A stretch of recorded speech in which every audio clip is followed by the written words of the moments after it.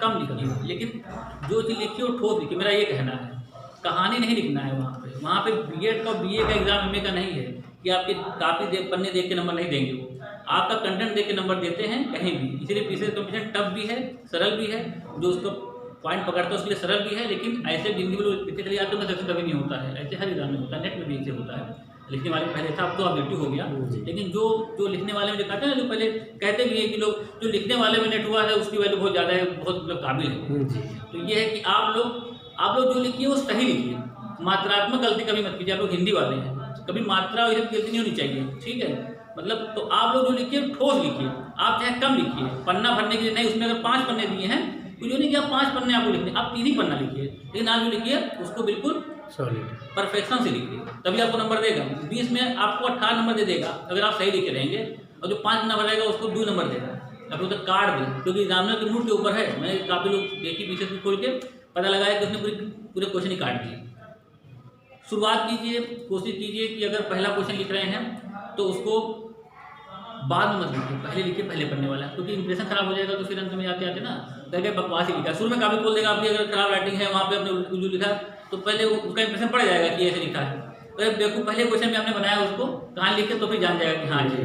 तो आप ये बात ध्यान दीजिए कि जो फर्स्ट इंप्रेशन होता है लास्ट तो नहीं होता, लेकिन ये है कि बहुत फर्क पड़ता है उसका। तो आप लोग, मैं ये कहता हूँ कि जो पढ़िए ठोस पढ़िए, और ये जो मैं बता रहा हूँ कि थोड़ा सा करंट वाला मैटर ले लीजिए, और बाकी जो घटना चक्र का ये जो आता है क्योंकि उसमें ज़्यादा प्रिसीजन होता है, गलती कम होती है। आप लोग इसका जो है वन लाइनर जो आती है उसको लेके पढ़ लीजिए मोटे मोटे में, और नहीं पढ़ पाते हैं तो पेपर सॉल्व कर लीजिए, क्योंकि बहुत टेंशन जरूरत नहीं है। आपके पास 80% सब्जेक्ट आपके हैं, सॉल्व कराया जा रहा है। आप हाँ पेपर सॉल्व कीजिए। और अगर देखिए जब अंतिम में बता, मैं कहा था अगर 10 दिन भी बाकी आपके पास है तो मैं कहा था केवल पेपर सॉल्व करो, कुछ मत पढ़ो, पेपर सॉल्व करो। नहीं समय है पेपर सॉल्व करो, अभी समय है, जून में है ना, अभी आप पढ़िए, पेपर सॉल्व कीजिए। दिसंबर में आपका ये लिखने वाला है मेंस से, है तो उसके लिए आपको पर्याप्त समय है। आप लिख के प्रैक्टिस कीजिए, काली पेन नीली पेन 2 पेन रखिए, बढ़िया से लिख प्रैक्टिस कीजिए एक क्वेश्चन की। क्योंकि जब आप ये मत सोचिए कि हम वहीं लिखेंगे चल के, हम बहुत तो वहाँ हम तीर मार देंगे, ऐसा कुछ नहीं होता है। आप जब तक प्रैक्टिस नहीं करेंगे वहाँ पे समय कम पड़ जाएगा, आपको लगेगा कि हम कर लेंगे और आपका क्वेश्चन छूट जाएगा। घड़ी सामने रखिए, घड़ी देखिए, जितने समय में आप लिख पा रहे हैं उतने समय में आप प्रैक्टिस कीजिए लिखने की। आप यूट्यूब में तो कर लेंगे, लिखने में दिक्कत, जहाँ आपका दिमाग कहीं जो उलझा कुछ भूला तो आप 2 मिनट सोचेंगे 4 मिनट सोचेंगे, इतना समय वहाँ नहीं रहता है। वहाँ समय बिल्कुल 1-1 मिनट, ऐसा तो लगता है 3 घंटा बहुत है, जब लिखने में बैठते तो लगता है 3 घंटा नहीं, हमको 3 घंटा और मिल जाता, लेकिन ऐसा नहीं होता, मिलता 3 ही घंटा है। तो ये है कि आपके पास समय, क्वेश्चन पढ़ के समझिए, ये भी बात जल्दीबाजी मत कीजिए। पता लगा पूछा कुछ और है, आप जल्दीबाजी में कुछ और पढ़ रहे हैं, कहानी बदल गई पूरी, कुछ और लिख के चले वहाँ पे, तब भी काट देगा क्वेश्चन। आप लोग को ये है कि प्रैक्टिस इतनी कर लीजिए कि आप लोग से गलतियाँ बिल्कुल मिनिमाइज हो जाएँ, ठीक है। जो क्वेश्चन आ रहा है बढ़िया पहले उसको छाटिए, पहले टिक लगा लीजिए, एक पेंसिल रखिए, पेपर में टिक लगा लीजिए कि क्वेश्चन को अच्छा आ रहा है, पहले इसको करेंगे, उसको लिख लीजिए ऐसे डैश करके। जो कम आ रहा है उसको गोला कर दीजिए, उस समय उसको मत कीजिए। जो बढ़िया आ रहा है उसको कर लीजिए, जो कम आ रहा है उसको सत्यापन कीजिए। क्वेश्चन को डिवाइड करने का तरीका है इस प्रकार से। ऑब्जेक्टिव में भी है, एक पेंसिल लीजिए, ब्लू पेन से भी करते हैं, एक पेंसिल लीजिए, जो क्वेश्चन पूरे आ रहे हैं सही बिल्कुल लग रहा है कि 100% सही है, उसको आप टिक करते जाइए, टिक करते आइए। जो कन्फ्यूजन में है, जो में 2 कन्फ्यूजन में है, उसमें आप जो है कुछ भी करिए, और जो बिल्कुल भी नहीं आ रहा है उसको कुछ और मार्क से आप मार्क कर दीजिए कि ये बिल्कुल नहीं आ रहा है, इसको हमको शायद नहीं छूना है, क्योंकि चारों ऑप्शन नहीं आ रहे हैं, तो कम मानना पड़ जाएगा हो सकता है। अंत में आप मारिए चाहे ना मारिए, लेकिन जो कंफर्म आ रहे हैं, इस प्रकार डिवाइडेशन करने का आपको पता लग जाएगा, ठीक है। इस प्रकार से आप बच जाएंगे, रिपीटिशन से बच जाएंगे, फिर पढ़ने से बच जाएंगे उसको। तो वो क्वेश्चन आप जब कर लेंगे तो फिर आपको हो जाएगा, समय आपको नहीं कम पड़ेगा। कि मान लीजिए पीसीएस होता है ना, तो उसमें थोड़ा समय कम पड़ जाता है, जैसे हमने टिक लगा दिया है कि हाँ ये बिल्कुल सही मेरे हैं, 100% सही है। तो मैं क्या करता हूँ, जब समय बचता है तो मैं क्या करता हूँ, गोले भर लेता हूँ पहले उसके कि ये बिल्कुल सही, इसको हम फिर नहीं देखना है हमको, हम गोला ऐसे कर लेते हैं। तो मेरे 150 में से 80 क्वेश्चन गोले हो गए हैं, हमको गोला नहीं भरना है, अब हमको जो बचे हुए क्वेश्चन है उसी पर दिमाग लगाना है, तो उसको देखते हैं। तो ये सब प्रैक्टिस आप करिए, जितने क्वेश्चन पेपर आपको मिलते हैं उतना प्रैक्टिस कीजिए, और कोशिश कीजिए कि घड़ी लेके कोई मार्कशीट है जी, वो मार्कशीट पर प्रैक्टिस कीजिए, क्योंकि मार्कशीट ना तो फोटो कापी निकलवा लीजिए, और मार्कशीट पर लिख के तब प्रैक्टिस कीजिए। और खुद ही चेक कीजिए अपने आप को कितना आप सही करेंगे, गलत कर रहे हैं। आप जब सही गलत करेंगे, अब मैथ्स मार्किंग मान के चलिए कि मैथ्स मार्किंग हो रही है, खुद अपने घर पे आइए, अपना खुद गुमार भरिए, खुद चेक कीजिए। अब यहाँ कौन टीचर ना नहीं सिखा सब लोग का, तो खुद ही आप लोग चेक कीजिए। जितना प्रैक्टिस पेपर आप सॉल्व करेंगे उतना आपको फायदा होगा। शुरू से कोई ज्ञान नहीं होता है, पढ़ते पढ़ते होता है। और सब लोग, आप सभी लोग जब यहाँ पढ़ रहे हैं, मेहनत कर रहे हैं, तो सिलेक्शन भी आप लोग का हो जाएगा, ऐसी बात नहीं है, ठीक है। कोई ऐसी बात बहुत बड़ी बात नहीं है। और एक एक दो सीट का अगले सिलेक्शन हो जाता है, जो पढ़ता है उसी का होता है। ठीक है, भाई आप उस लेवल पे जब पहुँचेंगे, ये भी मानिए कि जब उस लेवल पे पहुँचेंगे तब आपका सिलेक्शन हो जाएगा, है ना। तो कंपटीशन तो पूरी यूपी के बच्चों का है, तो कंपटीशन है तो आपको उस लेवल पे पहुँचना भी तो पड़ेगा, है ना।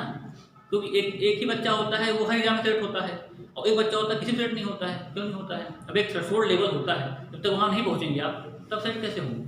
ठीक है, उस लेवल पर हम पहुँचिए, ये मान चलिए कि हमको एक सिलेक्शन लेना है और इतनी ये वैकेंसी आई है प्रवक्ता की, ये वैकेंसी इतनी वैकेंसी फिर कभी आएगी भी नहीं, समझ रहे हैं। मैं 2010 में मुझे याद है बायोलॉजी प्रवक्ता का था, तो उसमें 8-9 सीट आई थी, उसमें 15 में था, उसमें 3 सीट थी, उसमें मैं इंटरव्यू दिया था, उसमें 3 सीट थी।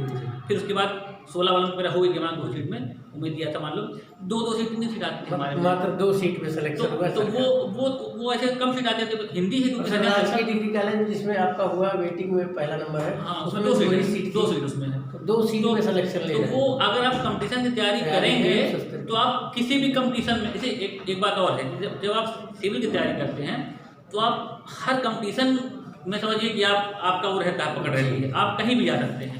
इसलिए आप जो है फिलहाल अभी तो स्पेसिफिक पढ़िए, आप अभी सिविल की बात मैं नहीं करूँगा आपसे, अभी मैं केवल प्रवक्ता की आपसे बात करूँगा। आप प्रवक्ता की तैयारी कर रहे हैं, आप प्रवक्ता की तैयारी कीजिए, जीआईसी लेक्चर अच्छी वैकेंसी है।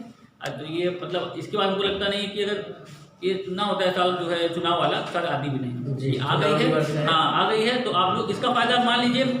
पूरा ना खास तक नहीं कुछ पूछ नहीं हो जाए ना आपका हो, तो प्रवक्ता माध्यमिक आने वाला है, वो भी आपके पास ऑप्शन है, जीआईसी प्रवक्ता है ही मान लीजिए, तो आपको इसमें आपका फायदा हो जाएगा, कोई दिक्कत नहीं है। उसमें तो ऑब्जेक्टिव होता है माध्यमिक में, फिर एलटी आ जाएगा, उसमें ऑब्जेक्टिव होता है, उसमें फिर इंटरव्यू भी होता है। तो इंटरव्यू में नंबर में देखता हूँ ठीक ठाक देते हैं, बहुत तो नंबर नहीं मिलता है। 50 में अगर आपने ठीक ठाक बताया तो आपको 40-42 हमने दिया था, बहुत 10 में हमको 43 नंबर दिया था टीईटी में। मेरा रिटर्न में कम था, उसमें बहुत पहले तक नहीं हो पाया था, तो वो आपका हो जाएगा सिलेक्शन। तो इसलिए आप बिल्कुल उसमें श्योर रहिए। और सबसे बड़ी बात ये होती है कि बच्चे अपने भरोसा नहीं करते हैं, वो सोचते हैं कि ये बहुत पढ़ने में तेज है। कभी दूसरे को, कभी सामने वाले को ये मत समझिए कि बहुत पढ़ने में ये बहुत अच्छे हैं और हम बहुत कमज़ोर हैं। ठीक है, कोई अच्छा कमज़ोर नहीं होता है, सब के सब एक ही जैसे होते हैं। जब वही लड़का मेहनत कर लेता है तो लोग कहते हैं नहीं तुम बहुत अच्छे हो। ठीक है, ऐसा कुछ नहीं होता है। हम भी ऐसे ही थे, हम भी, लेकिन हम कोई समझते नहीं थे, क्योंकि हम पढ़े भी ऐसे दिखा सकते थे, हम समझते हैं साथ के असिस्टेंट प्रोफेसर हैं, कोई फॉरेन बहुत सारे हैं, तो अच्छी पोस्ट पे हैं, क्योंकि हम एकेडमिक फील्ड से, तो बीएचयू के हमारे सब जीआरएफ थे, सबके सब प्रोफेसर हैं। इसमें भी सर ये देखिए, वो भी नेट क्वालिफाइड थोड़े नंबर से। अच्छा, सीटेट की वजह से बच्चे कम आए हैं, जो आ रहे हैं, जो मेहनत कर रहे हैं, जो यहाँ पे ब्रेक टाइम में 11 लोग हैं, तो वो लोग, मैं ये कहूँगा कि वो लोग बस ये मान के चलें कि उनका ये अंतिम अटेम्प्ट है, क्योंकि हर एग्जाम को ये मान के चले कि मेरा ये अंतिम चांस है। ठीक है, इसके बाद हमको मौका नहीं मिलेगा, क्योंकि वास्तविकता में जो कंडीशन यहाँ चल रही है सरकार की, और जो यहाँ के जो कंपटीशन, यहाँ के चयन बोर्डों की हालत है, और क्या तो इस प्रकार से वैकेंसी 5 साल में आती है, 5 वर्षीय योजना होती है, तो मान के चलिए किसका वैकेंसी कब आएगी पता नहीं है, तब तक आपकी 10 साल आगे चली जाएगी। ठीक है, तो अंतिम अटेम्प्ट मान के चलिए, तो तभी इस प्रकार से आप जीवन मरण का प्रश्न नहीं होता है। मतलब ये मान के चलिए आप कि हमको लेना है, इसमें तो लेना है, ठीक है, तब उतना एफर्ट करेंगे आप तो आपका सिलेक्शन होगा, है। तब नहीं होगा तो फिर आपको लगेगा एक बार कि नहीं हुआ, अगर नहीं हुआ तब, लेकिन तब भी आप ये मानिएगा कि हाँ कुछ लोग ऐसे हैं जो हमसे अच्छे हैं, तब शायद मेरा नहीं हुआ, अगर ऐसा होता है तो। क्योंकि लोक सेवा आयोग से जो चयन होता है वो अभी भी फेयर होता है, और काबिल लोग ही चयनित होते हैं लोक सेवा आयोग से, मैं मानता हूँ। ठीक है, और जब हो सकता है कि तुक्का लग गया, नकल मान लिया, सेटिंग कर लिया, लेकिन लोक सेवा से मैं नहीं मान सकता। जब आपको लिख के चयन करना वहाँ होगा तो आप काबिल नहीं है, तभी आप गए हैं। 13 गुना में आप आए हैं, तभी वहाँ गए हैं। ठीक है, इंटरव्यू तो नहीं मान लीजिए, पहले इंटरव्यू होता था, अभी तक इंटरव्यू होता था, अभी मैं इंटरव्यू दिया था। इंटरव्यू में वहाँ जाएंगे तो आपको लगेगा हाँ लोक सेवा का इंटरव्यू है, तो आपको लगेगा कि वहाँ चयनित होता है, वास्तविकता में वो काबिल लोग को चयनित करते हैं। मेरे साथ जो प्रवक्ता, मेरा जो सीट 2 सीट जिसमें नहीं हुआ था मेरा, मैं सब के सब काबिल थे। 2 लोग का चयन किया, 2 लड़के डिप्टी एसपी बन गए अगले साल ही, एक 16 बन गया, 17 बन गया। काबिल थे कि नहीं थे? उससे काबिल थे उस समय। जी। अब उस लेवल में आया तो मेरा हो गया। तो काबिल लोग को चुनते, वो जान जाते हैं। देखिए, नॉलेज ही सब कुछ नहीं होता, पर्सनालिटी भी होती है। वो देख जानते हैं कि हाँ कितने काबिल हैं। प्रशासनिक सेवा में जाने के लिए पर्सनालिटी भी जरूरी होती है जी, है। यहाँ तो मान लीजिए आपका एकेडमिक है, तो यहाँ नॉलेज आपको चाहिए, ठीक है, जहाँ नॉलेज आपका चयन हो जाएगा। तो ये है कि आप मान चलिए। और मैं फिर कहूँगा कि आप लोग जो है लिखने की प्रैक्टिस बहुत कीजिए। आप समझिए कि आपको एक कापी, आप कापी मत यूज कीजिए वाली, अगर आप नहीं करते तो एक जो है A4 शीट का पेपर जो है 150 का बंडल आता है, जो भी जितने आता है, आप उस, क्योंकि वहाँ आपको सारे पेपर मिलेंगे, सारी कापी मिलेगी, उसको इधर से मोड़िए, इधर से मोड़िए, ठीक है, 2 से, ठीक है, उसको बना लीजिए आप, और उसमें आप लिखिए, क्योंकि कापी वही मिलेगी आपको।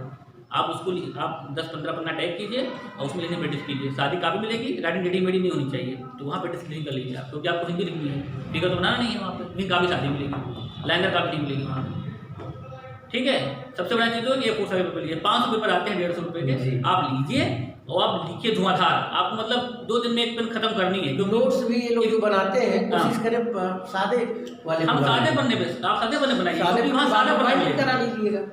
देखिए सादे पन्ने हमारा में होता है ना। जैसे एक बात और है, आप जब कभी नोट बनाइए तो कहीं से तोड़ के कहीं से जोड़ लीजिए, फोल्डर होते हैं अलग अलग रखिए अपना, कहीं भी निकाल सकते हैं, कहीं भी जोड़ सकते हैं। ठीक है, और समराइज नोट बनाइए, आपको रटना है तो क्या कीजिए कि A4 साइज के पेपर पे आप समराइज नोट बनाइए। ठीक है, उसको आप याद कर दें, क्योंकि याद करना जरूरी है। अगर आपके पास पेपर नहीं तो आप छोटी छोटी डायरी आती है 8-10 रुपये की, मेरे पास नवनीत की आती है, वो तो आदमी पढ़ता तो तरीका होता है, तो क्या कीजिए डायरी आप रख लीजिए। शादी काम शादी सर आती है नहीं, शादी मेरे को इसे खाली बैठे हुए हैं, अगर कहीं गए हैं इन लोगों को खाली बैठे तो इसे मोबाइल में आपसे कुछ होता है। ठीक है, तो फिर आप डायरी में नोट्स को ऐसे बनाइए, उसमें करीबन 50-60 पन्ने, हाँ सादे वाले 50-60 पन्ने उसके अंदर होते हैं। आप उसमें नोट्स समराइज में बनाइए डायरी में, है, ताकि आप खोल के उसको देखें, जेब में रखे रहिए, फिर निकाल के आप उसको पढ़ते रहिए, क्योंकि उसको सबसे अच्छा तरीका है पढ़ने। सर ने इस तरीके से स्कूल में पढ़ाई किया, सर ने हमको बताया ब्लूटूथ कान में लगा लिया। नहीं तो वो मैं वो प्रेफर नहीं करूँगा कि कान में आप लगा लीजिए, लड़ उड़ जाइए, गाड़ी चलाइए। हाँ।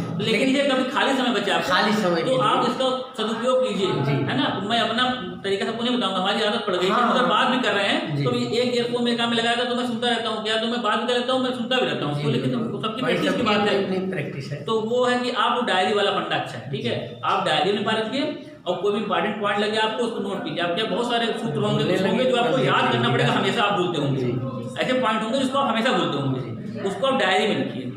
डायरी जो है ये जो भी नहीं है, बिल्कुल सरल जी। नवनीत की आती है, 12 की आती है, बंडा 96 रुपये की निकालता है, उसमें 12 आती हैं और एक में काफ़ी पन्ने होते हैं, तो मैं वो ले कर उसमें लिख के तो बुक का तैयार करने में आसानी होती है। और अगर किताब से आप पढ़ रहे हैं तो अपने पास हाईलाइटर रखिए, करीबन 4-5 कलर के। पहले आप जब पढ़ रहे हैं किताब को तो आप एक कलर हाईलाइट कीजिए जो आपको कठिन पॉइंट लगते हैं, क्योंकि आप किताब जब पढ़ेंगे तो आपको हर बार कुछ पॉइंट आपको याद जाएंगे और कुछ पॉइंट आपको लगेगा कि ये पॉइंट अभी भी हमको नहीं आते।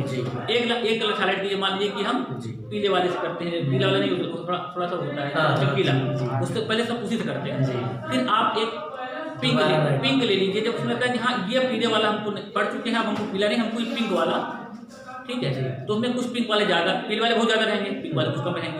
फिर उसके बाद तीसरी बार चौथी बार पढ़ेंगे तब आप लाल रंग से कीजिए, आप जो भी कराता और भी आता है, वो मेरे पास 5-6 कलर है, उससे कीजिए। हर जो आपको लगे डिफिकल्टी लेवल हिसाब से हाईलाइटर होने चाहिए, तब उससे हाईलाइट कीजिए। अंत में जब किताब आप कई बार पढ़ते हैं तो आपको केवल अंत वाले जो सबसे लास्ट में आप पढ़े हैं, जिस भी रंग से आप किए हैं, फिर उसको पढ़ने की जरूरत पड़ेगी आपको, वही आप पढ़िए बस, क्योंकि आप किताब नहीं पढ़ सकते। कोई कहते कि मैं एक दिन में पूरी किताब पढ़ लेता हूँ, जैसे मतलब बेवकूफ़ बना रहा है, इसका मतलब है कि वो पढ़ चुका है, वो केवल हाईलाइट वाले पॉइंट देख रहा है, तो वो हाईलाइट वाले पॉइंट देखेगा बस ना, तो किताब नहीं पढ़ेगा कि कल पेपर है तो कोई किताब खोल के बैठे पढ़ना। अब हमने बताया कि एक दिन में हमने नगेंद्र पढ़ लिया, तो कैसे पढ़ा था, उसको पढ़ा गया था, बस हाईलाइट से वो चीज़ देखना। तो कल मेरा पीछे का पेपर है, मुझे इसके पांडे पढ़नी मार्क्स तो मार्क्स उठाता हूँ, और जो मैंने लाल रंग से किया है हाईलाइट, मैं तो उसको देता हूँ, लाल रंग वाला हमको थोड़ा बाद में वो भी होगा, वो याद भूलता है भैया, और वो तो सब याद रहता है। इस प्रकार से अपना फार्मूला बना सकते हैं, और ये जो बता रहा हूँ इस प्रकार से कीजिए, और बाकी केवल प्रैक्टिस और लिखने की प्रैक्टिस, बस यही तरीका है। लिखने की प्रैक्टिस ना करेंगे। सर एक चीज़ आप अक्सर आजकल यूट्यूब पे बहुत ज़्यादा बच्चे समय देते, उसके बारे में कुछ कहना चाहेंगे?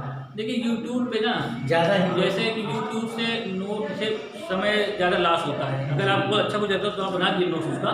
यूट्यूब से कोई चीज़ है तो जिन्हें बोलता है उससे बहुत जल्दी किताबें पढ़ के भी समझ सकते हैं, अगर ये समझते हो तो सुनने की हमेशा जरूरत नहीं है, ठीक है, इतना जरूरत नहीं है। आप अगर आपके पास है कंटेंट, हम हिंदी के लिए तो हमको लगता है कि बहुत ज़्यादा यूट्यूब की जरूरत है, किताबों में अवेलेबल है, 2 घंटे में आपको यूट्यूब बताएगा, उतना आप तो 15 मिनट में पढ़ के समझ जाएंगे, तो क्या हम यूट्यूब सुनते हैं?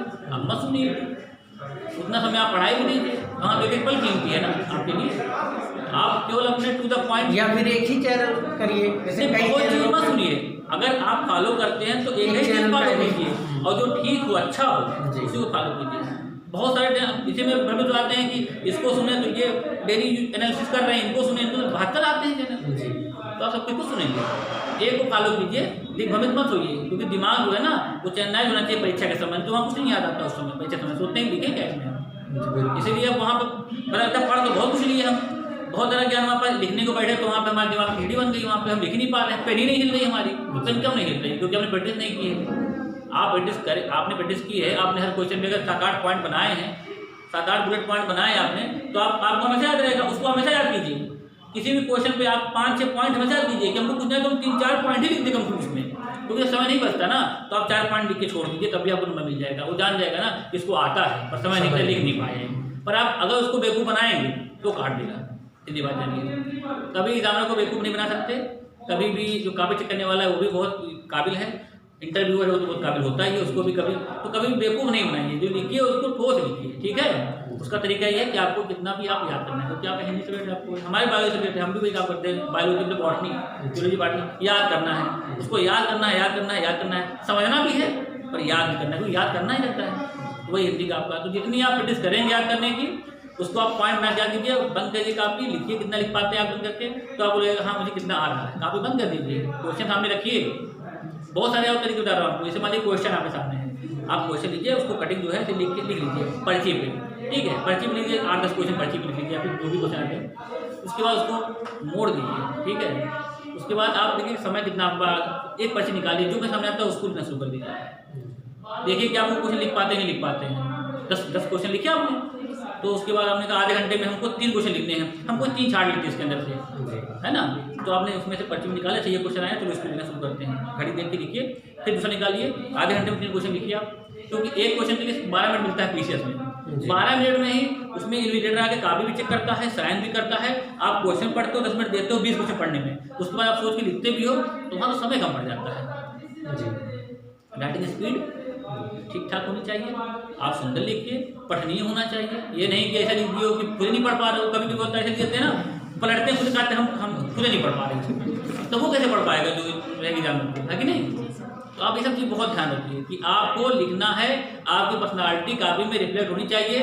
उसको लगना चाहिए कि हाँ ये जो भी कैंडिडेट है ये वास्तव में काबिल है, इसने बड़ा अच्छा लिखा है, ठीक है। तब वो नंबर देगा, जान लीजिए। वो नंबर बहुत अच्छे देता है तब वो समझ लीजिए इतने नंबर देगा आपको कि आप बिल्कुल टॉप कर जाएंगे। और फिर आप लोग कहते हैं यार मैंने तो बड़ा अच्छा लिखा था, मेरा सिलेक्शन क्यों नहीं हुआ, यही कारण है। तो उनको लगता है कि मैंने अच्छा लिखा था, पर वास्तविकता में अच्छा उन्होंने नहीं लिखा था। जी बिल्कुल, ठीक है। तो वही बस पढ़ना है, बस आप प्रैक्टिस कीजिए। अभी आप यूट्यूब पढ़े, आप यूट्यूब पढ़िए, और जब रिटन वाला मतलब प्रैक्टिस करते रहिए। मतलब मैं कहूँगा लिखने की प्रैक्टिस करते रहिए, अंतिम सिलेक्शन वही दिलाएगा जी। क्योंकि आप यूट्यूब में जो है टॉप तो नहीं करना ना, आपको जरा में नाम लाना है, ठीक है। बस प्रैक्टिस और केवल प्रैक्टिस, इसका वही पुराना फंडा है, वो हमेशा से बिल्कुल हिट है। जितनी प्रैक्टिस करें लिखने की उतना अच्छा है। हाँ, अब यूट्यूब होता तो मैं कहता है यूट्यूब प्रैक्टिस करो। अभी आप यूट्यूब की कर लो, ये ना हो कि अभी से बाहर हो जाओ, लेकिन बाद में फाइनली जो रिटन आएगा तो ये है कि इसमें भी कम जाना पड़ेगा, सेकंड राउंड तक पहुँच ही ना पाओ। आप यूट्यूब में ही फेल हो जाओ, इसको भी प्रैक्टिस करो। लेकिन रिटन वाली प्रैक्टिस साथ साथ चलनी चाहिए। रोज 2 पेपर सॉल्व कम से कम करो, है ना। कम से कम आप रोज 100 क्वेश्चन तो सॉल्व कीजिए। अब इतना आप कर लोगे ना तो आप खुद ही सोचते सोचते पूछेगा ना, तब उसका आंसर बता दोगे, इतना क्वेश्चन सॉल्व कर लोगे। तो बाकी जो शिल्पी जितनी भी उसमें बहुत सारी गलतियाँ भी हैं। मैंने सर रिकमेंड किया है वो घटना चक्र का है ना हिंदी के लिए। हाँ, तो उसमें गलती नहीं कुछ होगी। आपको हिंदी वाली आती भी है जी, तो हिंदी वाली पूरी सॉल्व कर लीजिए आप। उसका बाकी एक दिन सॉल्व भी करा रहा हूँ जीएस भी। हाँ, उसका एक्सप्लेनेशन नीचे जो दिया रहता है, उसका रहता है, हिंदी में भी रहता है ना। हाँ, तो आपका एक्सप्लेनेशन पढ़ के पूरा और पूरा किए तो आपका लेवल पूरा वो टॉपिक वाइज रहता है, वो पूरा आपका हो जाएगा। बाकी हम कोशिश कर रहे हैं जैसे पीसीएस वगैरह लोअर वगैरह में जो आया हुआ है, जैसे ये सामान्य हिंदी का वो भी करा दे रहे हैं। हाँ, सब करा दीजिए। बाई क्वेश्चन किस पेपर किया जाए पूछा है, इसमें पूछ ले। पीसीएस के अलावा कोई कसर नहीं छोड़ा जा रहा है। पीसीएस के अलावा जो भी लोक सेवा की रोजगार परीक्षाएं होती हैं जी, उसमें कोई भी हिंदी का पेपर है वो कहीं से भी क्वेश्चन आ सकता है जी। तो आप सब पेपर लीजिए, जो पेपर ना उनसे लेना। मेरे पास 2010 से लेकर 20 सारे पेपर हैं जी, जो भी होते थे। बाकी आप सॉल्व कीजिए, आपको खुद ही लगेगा कि आप कर ले जाएंगे, कोई वो नहीं है जी। और अगर आप लोग मेहनत करेंगे तो आप सभी लोग का सिलेक्शन हो जाएगा, ये तय है। नहीं सर, बस ये मानिए कि आप लोग मेहनत आपको करना है। हाँ, फिर घड़ी नहीं देखनी है कि हमको इतने बजे उठना है, इतने नहीं उठना है। मतलब घर में डिस्टर्ब होता है तो रात में उठ के, सुबह उठ के पढ़िए जल्दी, रात में जब पढ़ पाइए, जब कोई डिस्टर्ब आपको ना करे, आप सो जाइए जल्दी जाके। आप सुबह 4 बजे उठ जाइए, अर्ली मॉर्निंग उठ के आप पढ़िए। सब लोग नहीं उठ पाते हैं, सब लोग क्या लगे भाई बारिश के खिलाफ होती है, मैं नहीं कहूँगा। सबकी कुछ लोग रात में आते हैं, रात पढ़ते हैं। जब आपको समय सुटेबल लगे उस तरीके से, जब वो डिस्टर्ब ना करे, तो आप वो याद करने वाला काम कीजिए। हाँ, उस तरीके से हाँ, और नहीं तो अगर लगे अगर इस प्रकार से तो आप लिख के प्रैक्टिस कीजिए और याद करने वाला काम कीजिए, कोई डिस्टर्ब ना करे आपको। तो कोई भी कुछ भी थोड़ा बोलता रहेगा तो आपको याद नहीं होगा, फिर डिस्टर्ब होता है। हाँ, तो वो वो धीरे धीरे आप जब पढ़ेंगे ना तो अपने सूत्र सब लोग अपने तरीके निकाल लेते हैं। ये हमारे सूत्र हैं, हमने लागू किए अपने पे, हम उस तरीके पढ़ते हैं। तो आप कुछ और सूत्र सकते हैं, लेकिन वो है कि अल्टीमेटली आपका जो उद्देश्य है सफलता, ठीक है, वो हमारे हों चाहे आपके हों। अगर जो हमने बताया उसमें से कुछ ही आप अगर आपको फायदेमंद लगती है तो आप उसको अडॉप्ट कर लीजिए, और नहीं तो फिर आप अपने तरीके से भी पढ़ाई कीजिए, है ना। लेकिन एक चीज़ तो है कि आप प्रैक्टिस, जो मैंने बताई है प्रैक्टिस, वो तो एक मतलब इसेंशियल फार्मूला है कि वो एक फार्मूला है कि आप लिख के प्रैक्टिस कीजिए। क्योंकि मैं लिखने वाले पे जोर दूंगा, मैं मांग सकता हूँ कि आप सभी लोग का प्रीमियम सिलेक्शन हो जाएगा, 13 गुना काम हो जाएगा, ठीक है। मैं इसलिए मैंने लिखने वाले पे कर रहा हूँ कि आप लोग लिख के प्रैक्टिस कीजिए ताकि आप लोग फाइनल लिखने वाले में हो जाए, है कि नहीं। बिल्कुल सर। अब यही लोग हैं जैसे नेट कई बार हो गए, ये लड़की जो बैठी हैं 4 बार नेट हो गई, लेकिन JRF थोड़े नंबर छूट जाते हैं। हिंदी में कोई कसर नहीं रहता, GS में रहता है। अब वो सारी चीज़ें पढ़ाने का मौका नहीं मिलता क्योंकि सब्जेक्ट भर का ही होते हैं। चलिए, अगर मान लीजिए नौकरी मिल जाती है तो वैसे भी JRF का जो है इनरोलमेंट कर नहीं पाएंगे, हाँ, पैसा मिल नहीं पाएगा, और नेट की वैल्यू रहेगी, ठीक है, आप असिस्टेंट प्रोफेसर बाद में पैसे मेरे साथ हुआ 3 बार JRF, लेकिन कभी पैसा JRF का मिल नहीं पाया। हाँ, मिल नहीं पाया। अब नौकरी करते हुए नहीं मिल पा रहा है, तो आप लोग, मैं मानता हूँ सभी लोग ऐसे वैसे बन जाएंगे। तो आप लोग वैसे भी नेट की वैल्यू सुनाएंगे तो बाद में असिस्टेंट प्रोफेसर बन जाइएगा, जब वैकेंसी आएगी। और आप लोग नेट हैं, उनके वैकेंसी अब फंसी हुई मान लीजिए, आने वाली आ जाएगी प्रोफेसर वाली वैकेंसी, एडेड कॉलेज वाली आ जाएगी, तो आप लोग मेहनत कीजिएगा। अब मेहनत इसमें करेंगे तो वहाँ भी तो आपको फायदा करेगा। आप उस लेवल पर पढ़िए, आप लोग वैसे भी नेट है, इसका मतलब आप लोग वैसे भी काबिल हैं, तो आप लोग को तो इसलिए कह रहे हैं आप लोग पढ़िए। बाकी कोई हमारी तरफ से अगर कुछ आप लोग को सहायता चाहिए होगी तो मैं कभी मौका निकाल के, अभी थोड़ा बिजी हूँ, बाद में आके कुछ आप लोग को हेल्प चाहिए होगी तो मैं कुछ मैटर या फिर कुछ भी होगा वो आपको बता दूँगा, ठीक है। GS वाले कुछ भी होगा तो बता दूँगा, थोड़ा बिजी हूँ इस समय थोड़ा सा, तो ठीक है, ठीक, थैंक यू।